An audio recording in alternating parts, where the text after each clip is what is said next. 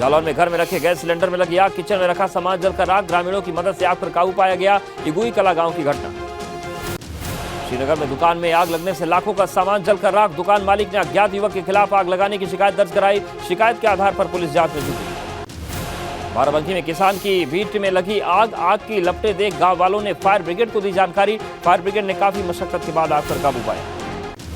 हरदोई में बारात में खाने के बाद दबंग युवकों ने छप्पर में लगाई आग। छप्पर में आग का परिजनों ने वीडियो बनाकर वायरल किया। लखनऊ वाराणसी 4 लेन पर कार और बाइक की टक्कर, हादसे में बाइक सवार शिक्षक समेत 2 लोगों की मौत। पुलिस ने शव को कब्जे में लेकर पोस्टमार्टम के लिए भेजा। सपा विधायक अभय सिंह का साला संदीप सिंह और पप्पू हुआ गिरफ्तार। नागालैंड से फर्जी शस्त्र लाइसेंस बनवाने के आरोप में गिरफ्तारी। अवैध राइफल और पिस्टल बरामद। फतेहपुर के कोरैया गांव में बेटे ने गाला रेत कर की पिता की हत्या। पिता द्वारा जमीन बेचने से नाराज बेटे ने जान ली। मामला दर्ज कर आरोपी बेटे की तलाश में पुलिस जुटी। कुशीनगर में पूर्व प्रधान की हत्या का पुलिस ने किया खुलासा। मछली पालन के विवाद में हुई थी हत्या। हत्या के दिन पुलिस ने कई लोगों को हिरासत में लेकर पूछताछ की। झांसी के लाराउन गांव में जमीनी रंजिश में 59 साल की महिला की गोली मारकर हत्या। महिला के पति को भी लगी गोली, हालत गंभीर। नोएडा में घरों में चोरी करने वाले 2 शातिर चोरों को पुलिस ने किया गिरफ्तार। चोरों के कब्जे से चोरी किया गया सामान, लैपटॉप, एक मोबाइल बरामद। ग्रेटर नोएडा शिवनाथ यूनिवर्सिटी में हत्याकांड मामले में पुलिस ने 3 आरोपियों को किया गिरफ्तार। दादरी से 3 आरोपी गिरफ्तार। बदायूं पुलिस ने गैंगस्टर सहित 4 लोगों को तमंचे सहित किया गिरफ्तार। बदमाशों के कब्जे से 4 तमंचे सहित 5 जिंदा कारतूस बरामद। कानपुर के मूलगुंज में युवक पर फायरिंग से हड़कंप, गंभीर हालत में उर्सला से हेल्थ रेफर किया गया। जेल में बंद पूर्व पार्षद मन्नू रहमान का रिश्तेदार है युवक। मऊ पुलिस ने शहर के होटल में छापेमारी की। देह व्यापार का खुलासा, संदिग्ध परिस्थितियों में कई लड़की लड़कियां पकड़े गए। संभल में अवैध खनन की सूचना पर खनन अधिकारी ने मारा छापा। खनन कर रहे माफिया मौके से फरार। मौके से 2 ट्रैक्टर ट्रॉली बरामद। अमरोहा में स्वास्थ्य विभाग का अल्ट्रासाउंड सेंटर में छापा। छापेमारी के दौरान 5 लोगों को हिरासत में लिया गया। 50,000 रुपए लेकर कराते थे भ्रूण लिंग परीक्षण। अवैध क्लिनिक को स्वास्थ्य विभाग ने किया सील। ललितपुर नगर पालिका में नवनिर्वाचित अध्यक्ष ने ली शपथ। उपजिलाधिकारी ने सरला मुन्ना जैन अभिलाषा को दिलाई शपथ। साथ में 26 पार्षदों ने शपथ ली।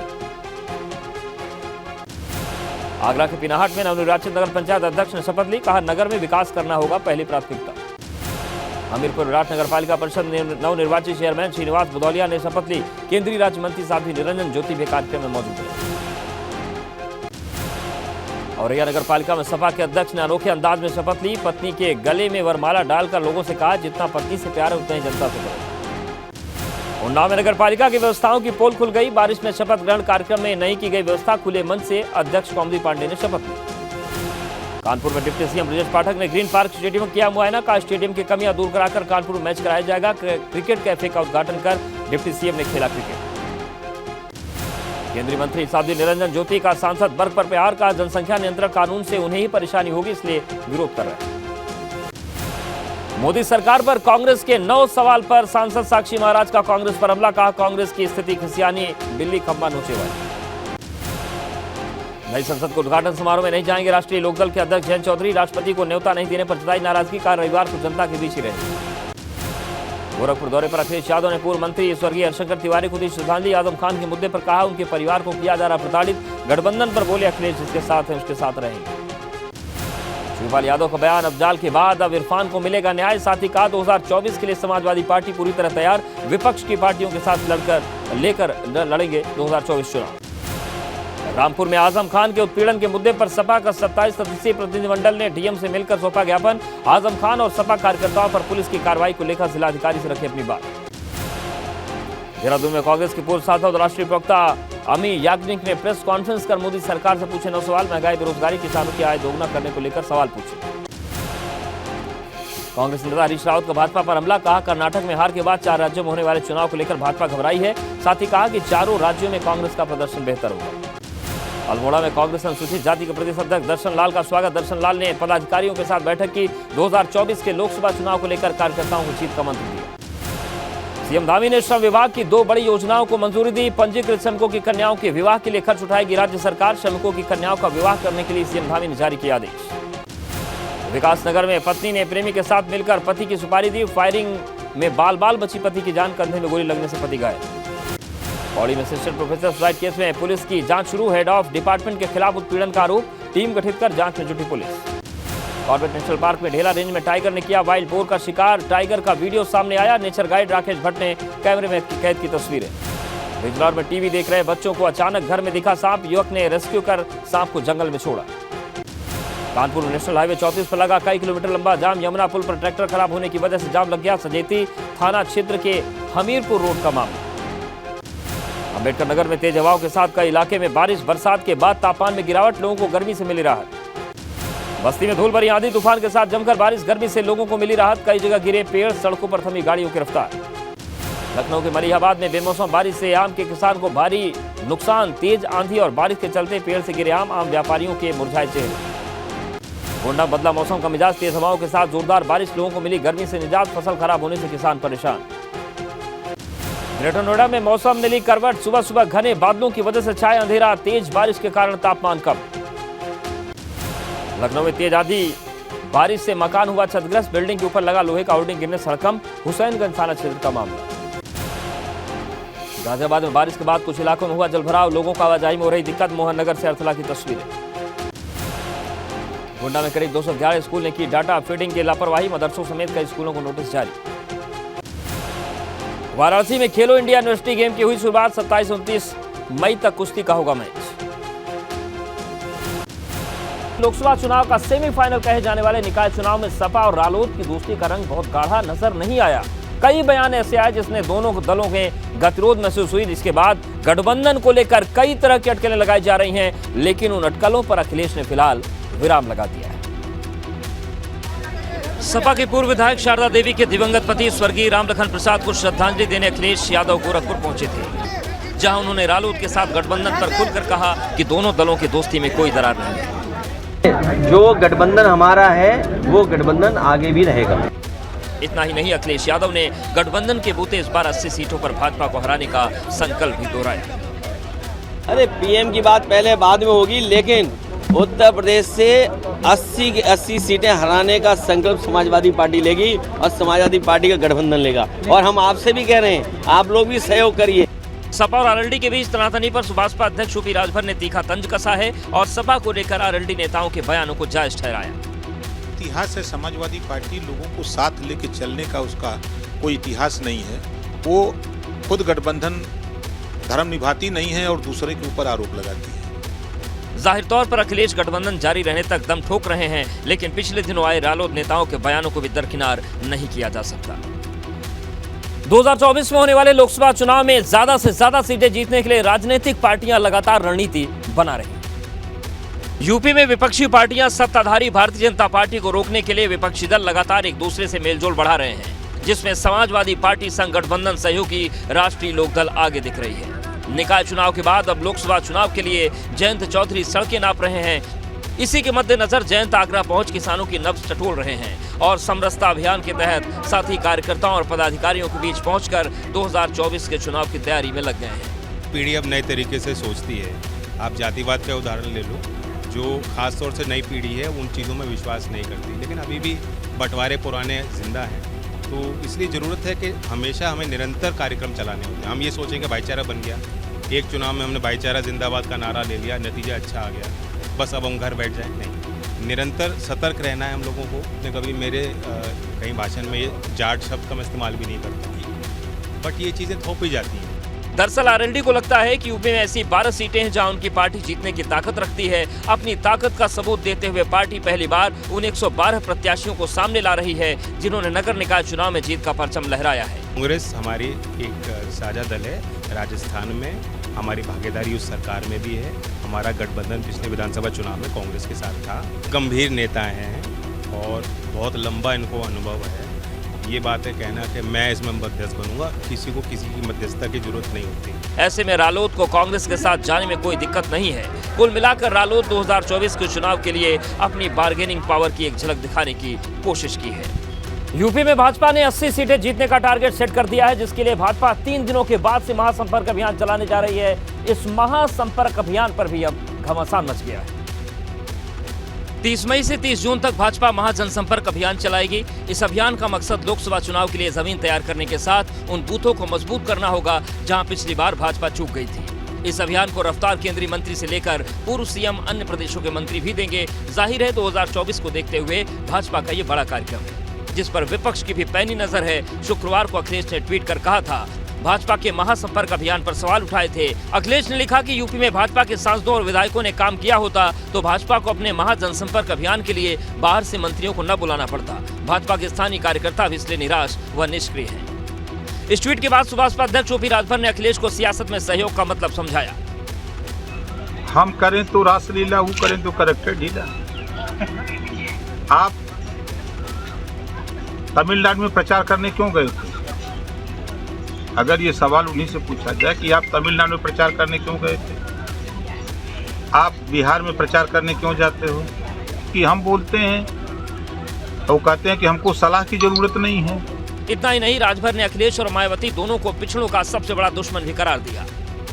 हम तो कहते हैं पिछड़ों के दो बड़े दुश्मन हैं उत्तर प्रदेश में, एक मायावती जी, एक अखिलेश जी। यकीनन हमेशा चुनावी मोड में रहने वाली भाजपा एक और बड़ा अभियान छेड़ने जा रही है, जिस पर आगे भी सियासत देखने को मिलेगी। बात करते हैं राजनीति की। पिछड़े वर्ग का वोट साधने के लिए भाजपा बड़े स्तर पर तैयारी कर रही है। लखनऊ में ओबीसी मोर्चा की बैठक में 2024 को लेकर भाजपा ने रोड मैप तैयार कर लिया है। लखनऊ में भाजपा ओबीसी मोर्चे की अहम बैठक हुई। इस बैठक में मोर्चे के तमाम पदाधिकारियों समेत पिछड़ा वर्ग कल्याण मंत्री नरेंद्र कश्यप भी मौजूद रहे। बैठक में पिछले 9 साल में मोदी सरकार की जन योजनाओं से जुड़े संदेश को घर घर पहुंचाने का निर्देश दिया गया। मकसद है देश में 75 लाख लाभार्थियों से संपर्क करना। यूपी में भी ओबीसी मोर्चा संपर्क अभियान चलाएगा। ओबीसी मोर्चा ने जो कार्यक्रम तय किए हैं उसके मुताबिक सभी 75 जिलों में ओबीसी मोर्चा के सम्मेलन होंगे। सम्मेलन में भाजपा और केंद्र और राज्य सरकारों ने पिछड़े वर्ग के लिए जो फैसले लिए वो बताए जाएंगे। प्रदेश के 17 महानगरों में धन्यवाद मोदी सम्मेलन भी किया जाएगा। ओबीसी मोर्चा ग्राम प्रधान से लेकर सांसद तक सभी निर्वाचित ओबीसी जनप्रतिनिधियों के साथ संवाद करेगा। प्रत्येक जिले में ओबीसी समाज के खिलाड़ियों, संतों, वकीलों, डॉक्टर्स और उत्कृष्ट काम करने वाले लोगों की सूची बनाकर संपर्क करेगा। भाजपा के महाजनसंपर्क अभियान के तहत ओबीसी मोर्चा के अभियान की मॉनिटरिंग ओबीसी मोर्चा के राष्ट्रीय महासचिव और सांसद संगम लाल गुप्ता करेंगे। इन सभी कार्यक्रमों का सोशल मीडिया के माध्यम से प्रचार प्रसार किया जाएगा। जाहिर है 2024 में जीत का परचम लहराने के लिए भाजपा कोई कोर कसर नहीं छोड़ना चाहती। यूपी विधान परिषद की 2 खाली हुई सीटों के होने वाले उपचुनाव के लिए भाजपा ने विधायकों की घेरेबंदी शुरू कर दी। भाजपा ने अपने सभी विधायकों को लखनऊ रिपोर्ट करने के लिए निर्देश दिए हैं। खबरों के मुताबिक सभी विधायकों को 27 मई की शाम तक लखनऊ पहुंचने को कहा है। 28 मई को सुबह 11 बजे लोक भवन में भाजपा विधानमंडल दल की बैठक होगी। बैठक के बाद सभी विधायकों को मतदान का प्रशिक्षण दिया जाएगा। इसके पहले विधान परिषद की 2 सीटों के लिए हो रहे उपचुनाव में हार तय होने के बावजूद सपा ने पिछड़ा वर्ग और दलित कार्ड खेला है। सपा के दोनों उम्मीदवारों ने भाजपा के शीर्ष नेताओं और मंत्रियों को पत्र लिखकर अंतरात्मा की आवाज पर वोट करने की अपील की थी।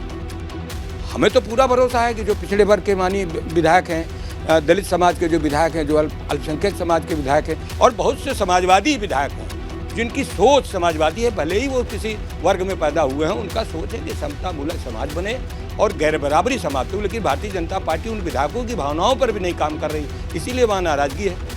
दरअसल लक्ष्मणाचार्य को सिक्किम का राज्यपाल बनाए जाने की वजह से उन्होंने विधान परिषद सदस्य पद से 15 फरवरी को इस्तीफा दे दिया था। उनका कार्यकाल 30 जनवरी 2027 तक था, जबकि बनवारी लाल दोहरे का निधन हो गया था, जिनका कार्यकाल 6 जुलाई 2028 तक था। उत्तर प्रदेश की इन दोनों विधान परिषद सीटों पर 29 मई को वोटिंग होगी और उसी दिन चुनाव के परिणाम भी आने हैं। समाजवादी पार्टी सांसद शफीकुर रहमान बर्क ने जनसंख्या नियंत्रण कानून की मुखालफत करते हुए कहा है कि कोई भी कानून जन्म पर रोक नहीं लगा सकता। शफीकुर रहमान बर्क ने जनसंख्या नियंत्रण कानून को सिर्फ सियासी नारा पर बताते हुए कहा है कि ऊपर वाले के बनाए कानून पर कोई असर नहीं पड़ने वाला, चाहे जितने कानून बना लो, पैदाइश नहीं रुकने वाली। जब मौत और जिंदगी हमारी किसी के हाथ में है तो ये पैदा करना भी किसी के हाथ में है। तो इसलिए इस पर कंट्रोल से काम नहीं चलेगा। अपने रवैये को, अपनी मतलब ये एक्टिविटीज़ को बदलिए, नफरत को बंद कीजिए, इंसानों के साथ इंसानियत का सलूक कीजिए। लेकिन केशव मौर्य ने कहा कि बढ़ती आबादी देश के लिए बोझ है और ये बिल्कुल देश के हक में नहीं है, और अगर बर्क को कुछ कहना ही है तो वो संसद में अपनी बात रख सकते हैं। जो देश के हित में होगा, देश की संसद उस पर चर्चा करती है और देश की संसद में चर्चा के आधार पर देश के अंदर कानून बनते हैं और कोई भी कानून पूछ करके किसी से नहीं बनता है, लेकिन अगर वो संसद के सदस्य हैं तो अपनी बात संसद के सदन में जाकर कहें। दरअसल Shafiqur Rahman Barq common civil code, नागरिकता संशोधन और ट्रिपल तलाक जैसे कानूनों का विरोध कर रहे हैं और अब शफीकुर रहमान बर्क ने पहले से ही जनसंख्या नियंत्रण कानून का विरोध शुरू कर दिया है। मेरठ में महापौर के शपथ ग्रहण समारोह में शुक्रवार को हुआ बवाल सियासी तौर पर अब और सुलगने लगा है। मारपीट के विरोध में भाजपा पार्षदों ने ओवैसी और उनकी पार्टी के खिलाफ मोर्चा खोल दिया। शुक्रवार को शपथ ग्रहण समारोह का बवाल बढ़ता ही जा रहा है। हिंदू संगठनों में गुस्सा इस कदर बढ़ रहा है कि कमिश्नरी पर ओवैसी का पुतला फूंका गया और जमकर नारेबाजी की गई। हिंदूवादी नेता सचिन सुरोही का कहना है कि शपथ ग्रहण में हुई मारपीट में पुलिस ने एक पक्षी कार्रवाई की।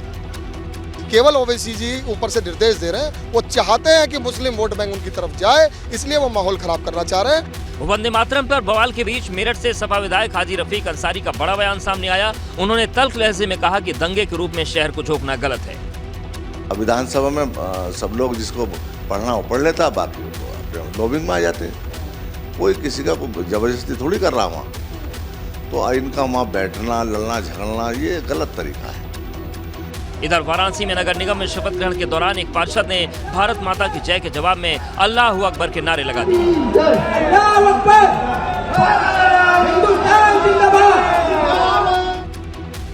इधर संत कबीर नगर में प्रशासन की बड़ी चूक सामने आई। वार्ड नंबर 8 के चुआखोर से निर्वाचित महिला सभासद की जगह उसके पति को शपथ दिला दी गई।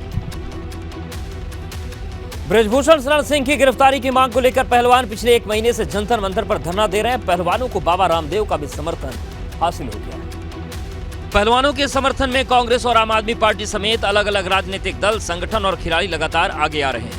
इस बीच योग गुरु स्वामी रामदेव ने भी प्रदर्शनकारी पहलवानों को समर्थन दिया है। ब्रजभूषण सिंह का नाम लिए बगैर बाबा रामदेव ने जमकर हमला बोला।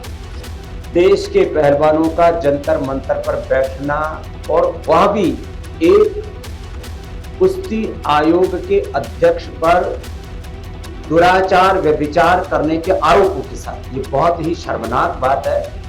ऐसे व्यक्ति को तुरंत गिरफ्तार करके जेल की सलाखों के पीछे भेजना चाहिए। और वो रोज जो है मुंह उठा करके माँ बहन बेटियों के बारे में बकवास कर रहा है, ये बहुत ही निंदनीय है, एक कुकृत्य है, पाप। इधर आरोपी ब्रजभूषण शरण पहलवानों के प्रदर्शन को अपने खिलाफ साजिश मानते हैं। उन्होंने साफ तौर पर कहा कि पहलवानों का आंदोलन अब उनका नहीं रहा, उनको जितना कहा जा रहा है वो कर रहे हैं। तो एक पैर निकालने के चक्कर में दूसरा पैर धंसता जा रहा है। ये इसमें कई लोग लग गए हैं। ये उनका स्वयं का आंदोलन नहीं रह गया है, वो दिग्भ्रमित है, भ्रमित है। जैसा कोई उनको सिखाता है उसी रास्ते पर चलते हैं। दरअसल 23 अप्रैल को दिल्ली के जंतर मंतर पर ब्रजभूषण शरण सिंह के खिलाफ पहलवान धरना दे रहे हैं। पहलवानों की ओर से WFI प्रेसिडेंट पर यौन उत्पीड़न सहित कई गंभीर आरोप लगाए गए हैं।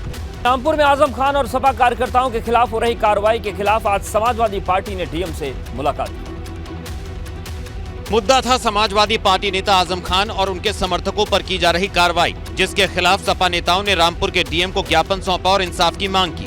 हमने इंसाफ की गुहार करी है और हमने कहा कि आगे ऐसा कोई काम नहीं होना चाहिए, तो उन्होंने हमसे पूरा वायदा करा है और हम उम्मीद है कि ये डीएम साहब इंसाफ से काम करेंगे। डीएम को ज्ञापन देने के बाद एसटी हसन ने आजम खान के खिलाफ चल रहे मामलों को फर्जी बताते हुए अदालत से आजम खान के लिए इंसाफ की मांग की है। रामपुर ही नहीं, पूरा हिंदुस्तान और पूरी दुनिया जानती है आजम खान साहब के साथ क्या होगा, उनके ऊपर कैसे फेक मुकदमे लगाएगा और अदालत ने उस मुकदमे में बाइज्जत बरी कर दिया जिसमें उनकी सदस्यता चली। इस दौरान पार्टी के आजम खान की देर से सुध लेने के जवाब पर एसटी हसन ने मीडिया पर ही गलतफहमी पैदा करने के आरोप लगा दिए। एजिटेशन करा था, क्या हम जेल नहीं गए थे, लेकिन क्योंकि आप लोगों का एजेंडे हैं, आप वो चलाते हैं कि अब किस तरह समाजवादी पार्टी को मुसलमानों को दिल से हटाया जाए।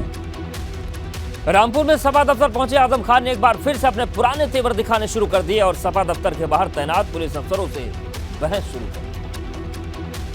पुलिस ने सपा डेलीगेशन में सिर्फ 27 लोगों को अंदर जाने की इजाजत दी, जिस पर आजम खान मौके पर मौजूद डिप्टी एसपी अनुज चौधरी से बहस करने लगे। 27 आदमी जाएंगे बस, जो जाएंगे तो नहीं जा रहा है।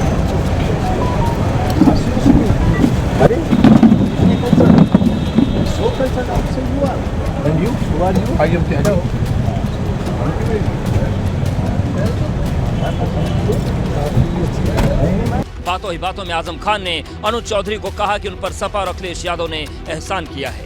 एहसान तो क्या पहलवान थे, हवा एक नहीं रहेगी, हवा एक क्या पहलवान का अवार्ड लिया है, एहसान पे थोड़ा मिलता है अवार्ड।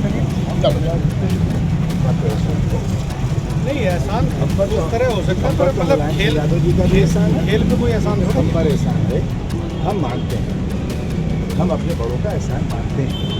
आप हमसे क्यों नाराजगी, हमने क्या कर दिया एहसान? तो मैं तो आपको इतना सुंदर बता रहा हूँ, हमारी तरफ से तो कोई हम क्या कर सकते हैं, हमको वो तो मानो आपके कारनामे तो मोबाइल में है। इसके पहले साल 2019 में आजम खान रामपुर के तत्कालीन डीएम को लेकर विवादित टिप्पणी कर चुके हैं। यूपी में भाजपा ने 80 सीटें जीतने का टारगेट सेट कर दिया है, जिसके लिए भाजपा 3 दिनों के बाद से महासंपर्क अभियान चलाने जा रही है। इस महासंपर्क अभियान पर भी अब घमासान मच गया है। 30 मई से 30 जून तक भाजपा महाजनसंपर्क अभियान चलाएगी। इस अभियान का मकसद लोकसभा चुनाव के लिए जमीन तैयार करने के साथ उन बूथों को मजबूत करना होगा जहां पिछली बार भाजपा चूक गई थी। इस अभियान को रफ्तार केंद्रीय मंत्री से लेकर पूर्व सीएम अन्य प्रदेशों के मंत्री भी देंगे। जाहिर है 2024 को देखते हुए भाजपा का ये बड़ा कार्यक्रम है, जिस पर विपक्ष की भी पैनी नजर है। शुक्रवार को अखिलेश ने ट्वीट कर कहा था, भाजपा के महासंपर्क अभियान पर सवाल उठाए थे। अखिलेश ने लिखा कि यूपी में भाजपा के सांसदों और विधायकों ने काम किया होता तो भाजपा को अपने महाजनसंपर्क अभियान के लिए बाहर से मंत्रियों को न बुलाना पड़ता। भाजपा के स्थानीय कार्यकर्ता भी इसलिए निराश व निष्क्रिय हैं। इस ट्वीट के बाद सुभाषपा अध्यक्ष ओपी राजभर ने अखिलेश को सियासत में सहयोग का मतलब समझाया। हम करें तो रासलीला, वो करें तो करेक्टर ढीला। आप तमिलनाडु में प्रचार करने क्यों गए थे? अगर ये सवाल उन्हीं से पूछा जाए कि आप तमिलनाडु में प्रचार करने क्यों गए थे, आप बिहार में प्रचार करने क्यों जाते हो, कि हम बोलते हैं तो कहते हैं कि हमको सलाह की जरूरत नहीं है। इतना ही नहीं, राजभर ने अखिलेश और मायावती दोनों को पिछड़ों का सबसे बड़ा दुश्मन भी करार दिया।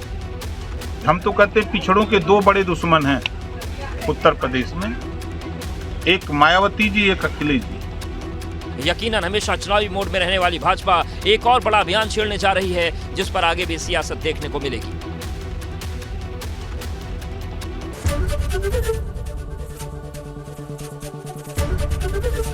एबीपी गंगा, खबर आपकी, जुबान आपकी।